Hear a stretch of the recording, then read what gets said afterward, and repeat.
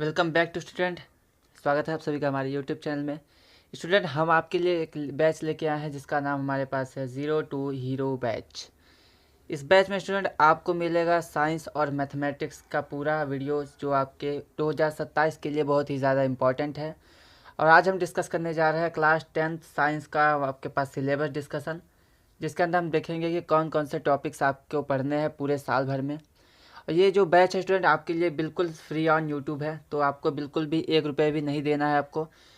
Week में हम एक दिन मैथ एक दिन गणित के सब्जेक्ट को आपके लिए प्रोवाइड करेंगे वीडियोस, और हर संडे आपको उसके क्वेश्चन प्रैक्टिस कराए जाएंगे। Previous year question paper with mock test भी होगा आपके पास, और इसका जो भी पीडीएफ होगा आपको व्हाट्सएप ग्रुप में मिलेगा। तो स्टूडेंट चलिए डिस्कस कर लेते हैं 2027 का साइंस का सिलेबस। तो स्टूडेंट हमारे पास जो सबसे पहले देख लेते हैं इसका पेपर पैटर्न क्या होने वाला है।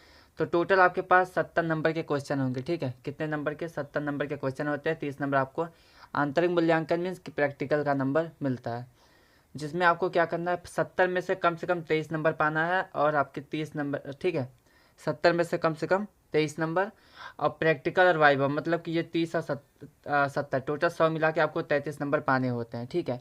इसमें आपके पास टोटल 5 टाइप की कैटेगरीज होती हैं साइंस के अंदर। तो पहला आपके पास है कि रासायनिक व्यवहार तथा प्रतिबिंब व्यवहार, ठीक है, रासायनिक पदार्थ मतलब केमिस्ट्री टाइप होता है। दूसरा आपके पास है जैव जगत, ठीक है, जो हमारे पास जीव जंतुओं से मिलकर जो बायोलॉजी टाइप वो चीज़ें होती हैं। उसके बाद प्राकृतिक घटनाएं, ये है आपके पास। फिर इलेक्ट्रिसिटी, विद्युत धारा के बारे में होगा, विद्युत का प्रभाव। उसके बाद आपके पास है थोड़ा इन्वायरमेंट, नेचुरल से संबंधित प्राकृतिक संसाधन, इससे रिलेटेड साइंस में कुछ चैप्टर्स हैं, ठीक है। तो टोटल 5 टाइप की कैटेगरीज आपके पास होंगी। और आपके पास जो पहला रासायनिक पदार्थ प्रक्रिया में व्यवहार से 20 नंबर के क्वेश्चन आएंगे एग्जाम में। जैव जगत से 20 नंबर। विद्युत आप वाले में से आपको 13 नंबर मिलेंगे, ठीक है। प्राकृतिक घटनाएं से 12 नंबर, और आपके पास प्राकृतिक संसाधन से 5 नंबर। टोटल जो आपका एग्जाम होगा, टोटल इतने क्वेश्चन होंगे, इतने जगह से आएंगे। टोटल आपके पास 70 नंबर का क्वेश्चन होगा, 30 नंबर प्रैक्टिकल होगा, टोटल 100 नंबर का ये होता है। अब चलिए स्टूडेंट एक एक टॉपिक को, एक एक चैप्टर को डिस्कस कर लेते हैं कि कौन से चैप्टर में क्या क्या हमें पढ़ना है। तो पहला चैप्टर जो आपके पास होता है वो होता है रासायनिक अभिक्रिया, ठीक है। इसमें आपको पढ़ना होगा रासायनिक समीकरण क्या होता है, संतुलित रासायनिक समीकरण क्या होता है। उसके बाद फिर संतुलित रासायनिक समीकरण के प्रकार कितने होते हैं, संयोजन अभिक्रिया, अपघटन अभिक्रिया, वियोजन, विस्थापन अभिक्रिया, द्विविस्थापन अभिक्रिया, अवक्षेपण अभिक्रिया, उदासीनीकरण अभिक्रिया, अपचन तथा उपचन मतलब रेडॉक्स अभिक्रिया भी आपको पढ़ना होता है। तो ये चीज़ें हमारे पास जो भी आती है वो आता है रासायनिक अभिक्रिया में। ये पहला चैप्टर है, ठीक है। ये जितने भी चैप्टर है पूरे केमिस्ट्री के है, ठीक है। तो दूसरा आपके पास जो चैप्टर है वो आपके रसायन विज्ञान के है, ठीक है। अम्ल क्षार लवण, इसमें क्या होगा, इसमें आपको बताना है H+ तथा OH- आयन के आधार पर अम्ल क्षार लवण की परिभाषा आपको पढ़ना होगा। इसके गुणधर्म पढ़ने होंगे, उदाहरण पढ़ने होंगे, ठीक है। इसके उपयोग भी पढ़ने होंगे। पीएच पैमाना क्या होता है ये आपको याद रखना होगा।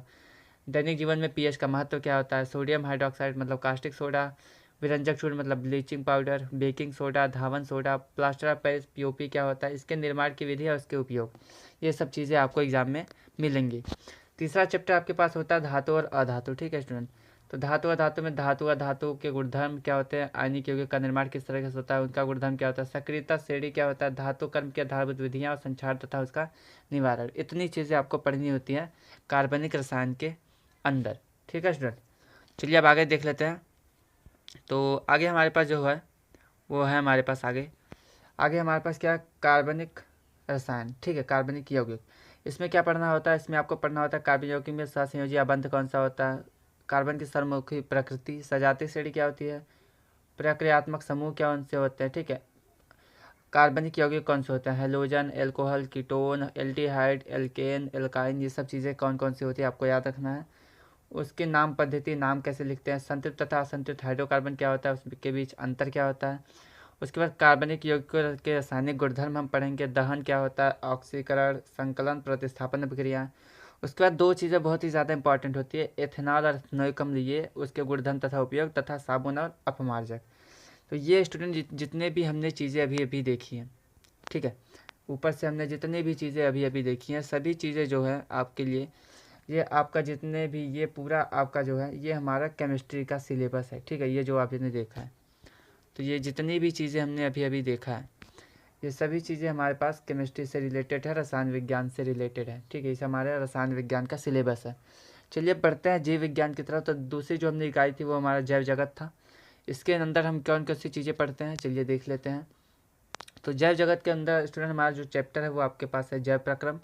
इसमें हम क्या पढ़ेंगे, इसमें हम सजीव तथा निर्जीव वस्तु पोषण के बारे में पढ़ेंगे, पेड़ पौधे जंतु के बारे में, श्वसन क्या होता है, परिवहन क्या होता है, उत्सर्जन क्या होता है, इसके बारे में पढ़ेंगे। उसके बाद दूसरा चैप्टर होता है जंतुओं में पौधों में नियंत्रण एवं समन्वय। ठीक है, इसमें हम क्या पढ़ेंगे कि पौधों में बेसिक गति कौन सी होती है, पादप हार्मोन का परिचय, जंतुओं में नियंत्रण एवं समन्वय क्या होता है, तंत्रिका तंत्र क्या होता है। यहाँ पे हम देखेंगे कि मस्तिष्क के बारे में देखेंगे। ठीक है स्टूडेंट, मस्तिष्क के बारे में देखेंगे। उसके बाद हम देखेंगे कि अनैच्छिक और ऐच्छिक पेशियाँ क्या होती हैं, प्रतिवर्ती क्रियाएँ क्या होती हैं, जंतुओं में कौन कौन से हार्मोन होते हैं, इसके बारे में हम पढ़ेंगे। ठीक, आगे बढ़ते हैं। आगे हमारे पास जो है अब वो है हमारे पास जनन। तो जंतुओं तथा पौधे में किस प्रकार से जनन होता है, लैंगिक और अलैंगिक जनन कौन सा होता है, प्रजनन स्वास्थ्य क्या हो सकता है, तथा परिवार में नियोजन की विधियाँ कौन कौन सी होती हैं, यौन संचरण HIV और एड्स। ठीक है, ये कौन से रोग होते हैं इसके बारे में पढ़ेंगे। उसके बाद जनन स्वास्थ्य, ये सब चीज़ें हमारे पास दूसरा चैप्टर है जो बायोलॉजी का तीसरा चैप्टर है प्रजनन, उसके अंतर्गत हम इसको पढ़ेंगे। चलिए आगे बढ़ते हैं स्टूडेंट। तो आगे हमारे पास जो चैप्टर है उसका नाम हमारे पास है अनुवांशिकी। ठीक है, अनुवांशिकी के अंदर हम क्या पढ़ेंगे कि अनुवांशिक क्या होता है, अनुवांशिकता क्या होती है। उसके अंदर आपके मेंडल के नियम, मेंडल एक वैज्ञानिक है जिन्होंने अपना नियम था, तो मेंडल के जो भी नियम है, योगदान है, उसको हम पढ़ेंगे। लक्षणों की वंशागति के नियम पढ़ेंगे, लिंग निर्धारण का पढ़ेंगे, संक्षिप्त परिचय। ठीक है, बस और ज़्यादा कुछ नहीं पढ़ना है। उसके बाद हमारे पास जो अगली इकाई है, अगली इकाई कौन सी है, प्राकृतिक घटनाओं से रिलेटेड। इसमें हम क्या पढ़ेंगे, तो इसमें आपके पास फिजिक्स आ जाता है। ठीक है, जो दर्पण लेंस होते हैं इसकी बात करेंगे हम। तो ये आपके प्राकृतिक घटना में हम पढ़ेंगे वक्र पृष्ठ द्वारा प्रकाश का परावर्तन क्या होता है, गोलीय दर्पण द्वारा प्रतिबिंब किस तरीके से बनता है, वक्रता केंद्र, मुख्य अक्ष, मुख्य फोकस दूरी, दर्पण का सूत्र जो होता है, आवर्धन क्या होता है, इसके बारे में भी पढ़ेंगे। उसके बाद हम पढ़ेंगे कि अपवर्तन क्या होता है, अपवर्तन का नियम क्या होता है, अपवर्तनांक क्या होता है, लेंस के द्वारा अपवर्तन किस तरीके से होता है, लेंस द्वारा जो प्रतिबिंब बनता है वो किस प्रकार से बनता है। ठीक है, लेंस सूत्र क्या होता है, आवर्धन लेंस की क्षमता किस प्रकार से निकालते हैं उसको पढ़ेंगे। उसके बाद इसके अंतर्गत ही हम पढ़ते हैं कि मानव में नेत्र लेंस। ठीक है, आँख क्या होता है, आँख नेत्र के बारे में पढ़ेंगे, नेत्र में कौन कौन से दोष होते हैं उसके निवारण पढ़ेंगे, लेंसों के उपयोग पढ़ेंगे। और प्रकाश प्रिज्म क्या होता है, प्रकाश के द्वारा प्रिज्म का अपवर्तन किस तरीके से होता है, इंद्रधनुष किस तरीके से बनता है उसके बारे में हम पढ़ेंगे। ठीक है स्टूडेंट, फिर आगे हम पढ़ेंगे प्रकाश का प्रकीर्णन दैनिक जीवन में अनुप्रयोग। अनुप्रयोग मीन्स कि सूरज उगते समय डूबते समय लाल क्यों होता है, खतरे का निशान लाल ही क्यों होता है, आसमान नीला ही क्यों होता है, ये सब चीज़ें जो है हम आपके इसके अंतर्गत पढ़ेंगे। ठीक है, तो स्टूडेंट यहाँ पे जो हमारे यहाँ पे अनुवांशिकी इतने चीज़ें हमारे पास बायोलॉजी से रिलेटेड थी। ठीक है, और उसके नीचे जो प्राकृतिक घटना है यहाँ से हमारा फिजिक्स स्टार्ट हो जाता है। चलिए बढ़ते हैं आगे। तो आगे हमारे पास जो अगली इकाई है वो है विद्युत का प्रभाव। यहाँ पे हम करंट के बारे में पढ़ेंगे। ठीक है, तो इसके अंतर्गत भी हमारे पास 2 चैप्टर आते हैं। तो पहला चैप्टर कौन सा है, इसमें हम पढ़ेंगे विद्युत धारा क्या होता है, विभवांतर क्या होता है, विद्युत धारा ओम का नियम क्या होता है, प्रतिरोध क्या होता है, प्रतिरोधकता के बारे में पढ़ेंगे। उसके बाद हम देखेंगे प्रतिरोध 2 टाइप से जोड़ा जाता है, तो श्रेणी और समांतर क्रम कौन सा होता है। ठीक है, इसके बाद हम पढ़ेंगे विद्युत धारा कौस्मी प्रभाव क्या होता है, दैनिक जीवन में उपयोग कौन कौन से होते हैं, PVI क्या होता है, शक्ति क्या होती है, वोल्ट क्या होता है, करंट एम्पियर क्या होता है, आर जो प्रतिरोध होता है इसमें कौन कौन से संबंध होते हैं, इसके बारे में हम पढ़ेंगे। अगला चैप्टर हमारे पास है विद्युत धारा का चुंबकीय प्रभाव। ठीक है, इसमें हम देखेंगे चुंबकीय क्षेत्र क्या होता है, चुंबक के बारे में पढ़ेंगे। फिर चुंबकीय क्षेत्र रेखाएं कौन कौन सी होती हैं, कितने टाइप्स की होती है उसके बारे में पढ़ेंगे। आगे पढ़ेंगे धारावाही चालक के कारण चुंबकीय क्षेत्र, परिनालिका में प्रवाहित धारा के कारण चुंबकीय क्षेत्र कौन कौन से किस तरीके से निकाला जाता है। आगे हम पढ़ेंगे कि फ्लेमिंग के बाएं हाथ का नियम क्या होता है, दाएं हाथ का नियम क्या होता है, घरेलू परिपथ के बारे में थोड़ा थोड़ा पढ़ेंगे। ठीक है, आगे बढ़ते हैं। तो अगली इकाई जो हमारे पास है, अगली इकाई हमारे पास प्राकृतिक संसाधन से रिलेटेड है, छोटा सा चैप्टर है। ठीक है, इसमें हम पढ़ेंगे हमारा पर्यावरण। ठीक है, तो इसमें हम पढ़ेंगे परितंत्र क्या होता है, पर्यावरण समस्याएं क्या होती है, ओजोन परत के अपक्षय के बारे में पढ़ेंगे, अपशिष्ट उत्पादन तथा निवारण के बारे में, जैव निम्नीकरण और अजैव निम्नीकरण पदार्थ के बारे में पढ़ेंगे। तो स्टूडेंट इतनी चीज़ें होती हैं, एक बार ओवरऑल आपके साथ डिस्कस कर लेते हैं क्या क्या इसमें चीज़ें हैं। तो स्टूडेंट इसमें आपके पास 3-4 टाइप की चीज़ें हैं। पहला हमारे पास है रसायन विज्ञान। ठीक है, इसमें आपके पास 4 चैप्टर होते हैं, रासायनिक अभिक्रिया एवं समीकरण, अम्ल क्षार लवण, धातु अधातु, कार्बन तथा इसकी यौगिक, 4 चैप्टर होते हैं। ठीक है, केमिस्ट्री के अंदर कितने चैप्टर हैं, केमिस्ट्री के अंदर 4 चैप्टर हैं। उसके बाद हम जो दूसरा हमारे पास आता है वो हमारे पास आता है फिजिक्स। फिजिक्स में 2 कैटेगरी होती है, एक तो हमारे पास लाइट होता है। ठीक है, एक लाइट हमारे पास होता है और दूसरा होता है करंट हमारे पास। ठीक है, तो एक लाइट है, लाइट में भी 2 चैप्टर हम पढ़ेंगे।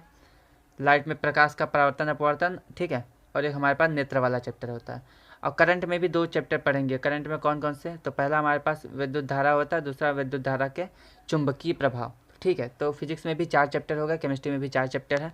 इसके बाद बायोलॉजी की बात करते हैं स्टूडेंट। तो बायोलॉजी जो होता है, बायोलॉजी में हमारे पास बेसिकली 3-4 चैप्टर वहाँ पे भी होते हैं। ठीक है, तो बायोलॉजी में जो हमारी तीसरी कैटेगरी बायोलॉजी होती है, इसमें हम सबसे पहले पढ़ेंगे क्या? जैव प्रक्रम। ठीक है, क्या पढ़ेंगे? जैव प्रक्रम। इसको इंग्लिश में कहते हैं लाइफ प्रोसेस। ठीक है, तो लाइफ प्रोसेस के बारे में पढ़ेंगे हम। उसके बाद हम पढ़ेंगे रिप्रोडक्शन चैप्टर। ठीक है, कि प्लांट में और ह्यूमन में किस प्रकार से रिप्रोडक्शन होता है उसके बारे में पढ़ेंगे। जनन तंत्र पढ़ेंगे, प्रजनन तंत्र पढ़ेंगे। उसके बाद हमारे पास जो अगला चैप्टर है वो हमारे पास होता है नियंत्रण एवं समन्वय, कंट्रोल एंड कोऑर्डिनेशन, जिसके अंदर हम ब्रेन के बारे में पढ़ते हैं। किसके बारे में? तो उसके अंदर हम पढ़ेंगे ब्रेन के बारे में। तो स्टूडेंट ये 3-4 चीज़ें होती है। उसके बाद हमारे पास जो चौथी कैटेगरी होती है, चौथी कैटेगरी हम पढ़ेंगे हमारा पर्यावरण मतलब इन्वायरमेंट के बारे में। ठीक है, तो क्या होता है वो इन्वायरमेंट के बारे में पढ़ते हैं। इसमें कोई भी एक ही चैप्टर होता है, कोई भी दिक्कत आपको नहीं लेना है। तो स्टूडेंट टोटल हमारे पास 5 कैटेगरी होती है और आपको ये भी पता है टोटल 70 नंबर के क्वेश्चन होंगे। ठीक है, कहाँ से कितने नंबर के क्वेश्चन आएंगे वो भी मैंने आपको बता दिया है, जैसे कि यहाँ पे आप देख सकते हैं। एक बार फिर से डिस्कस कर लेते हैं जिससे आपको आसानी हो जाएगी।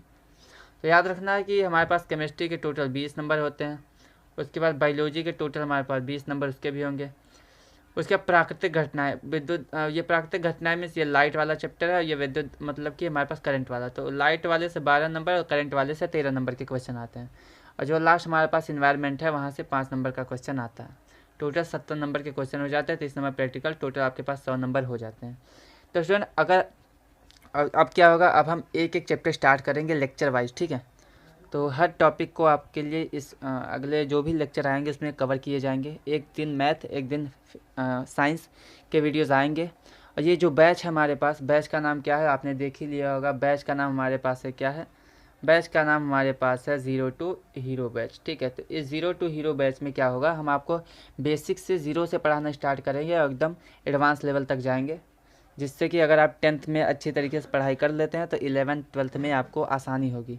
जो भी आपने लक्ष्य बनाया है, IIT, नीट, जेई जो भी देना है आपको, तो इसके लिए आप प्रिपेयर हो जाएंगे। तो चलिए स्टूडेंट यहाँ पे इस वीडियो को समाप्त करते हैं। मिलते हैं साइंस के पहले चैप्टर के पहले लेक्चर के साथ। तब तक वीडियो को लाइक कर दें। अगर आप चैनल पर पहली बार हैं तो चैनल को सब्सक्राइब कर दें, वीडियो को लाइक कर दें, शेयर कर दें दोस्तों के पास। और इस बैच को ज्वाइन कर ले रेगुलर, क्योंकि ये यूट्यूब पे फ्री है, तो कोई भी 1 रुपये भी नहीं देना है। विथ PDF आपको मिलेगा। जो भी लेक्चर प्रोवाइड होगा उसका PDF भी आपको व्हाट्सएप ग्रुप में मिल जाएगा। तो चलिए फिर मिलते हैं लेक्चर 1 के साथ। तब तक के लिए धन्यवाद।